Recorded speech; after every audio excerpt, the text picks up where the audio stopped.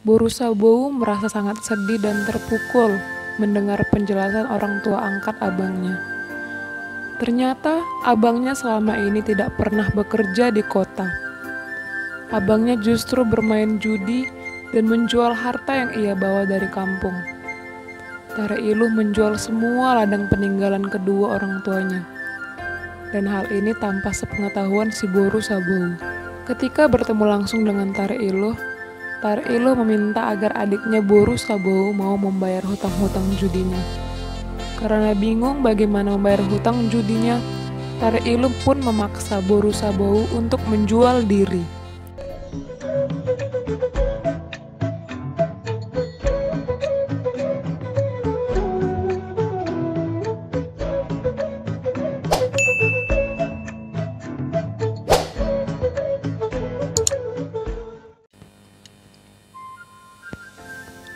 Asal mula Bagot.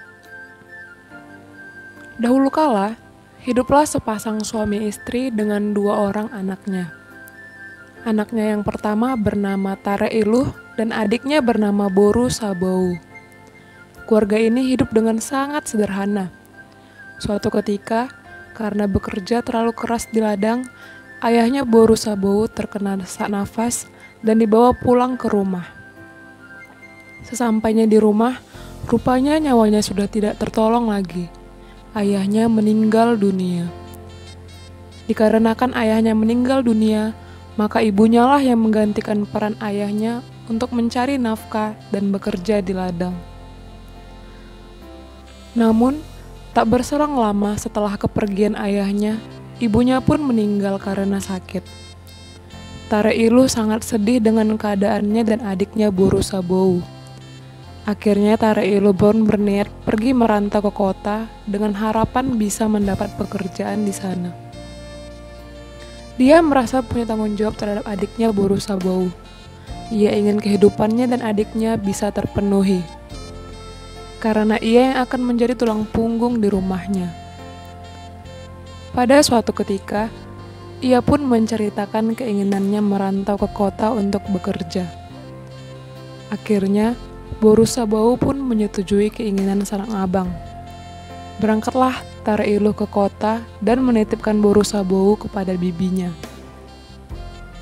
Setelah lama di kota, Boru Sabowu merasa rindu terhadap abangnya.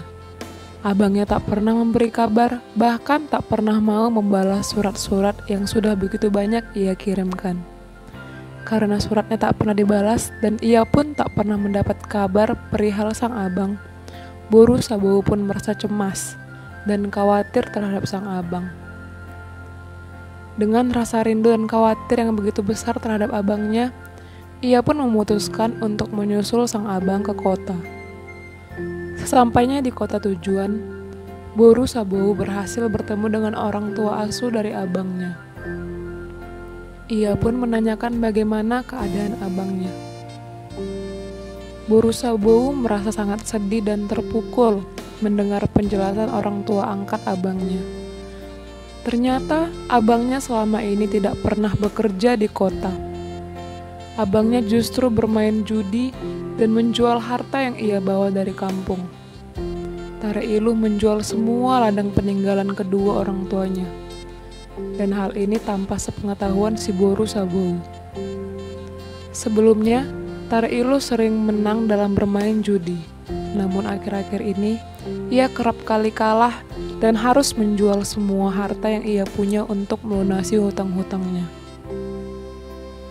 Ketika bertemu langsung dengan Tare Iluh meminta agar adiknya Boru Sabowu mau membayar hutang-hutang judinya.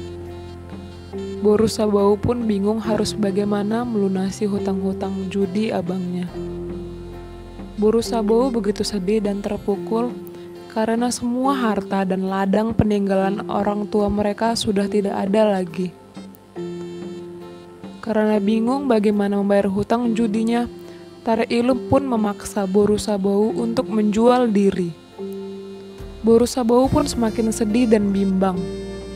Di satu sisi, ia tidak ingin menjual dirinya. Di sisi lain, ia tidak tega melihat abangnya dikerumuni hutang. Suatu ketika, pergilah si Boru Sabohu ke suatu tempat. Ia menangis dan mencurahkan segala isi hatinya di sana. Ia pun pergi ke kuburan ibunya sambil menangis-nangis. Ia mengadukan semua persoalan yang sedang ia rasakan. Karena tidak ingin menjual diri, si Boru Sabohu pun berdoa supaya tubuhnya bisa menjadi bentuk yang bisa bermanfaat untuk abangnya dan juga semua orang. Tiba-tiba, terdengarlah suara gemuruh serta petir menyambar. Hujan turun dengan lebat.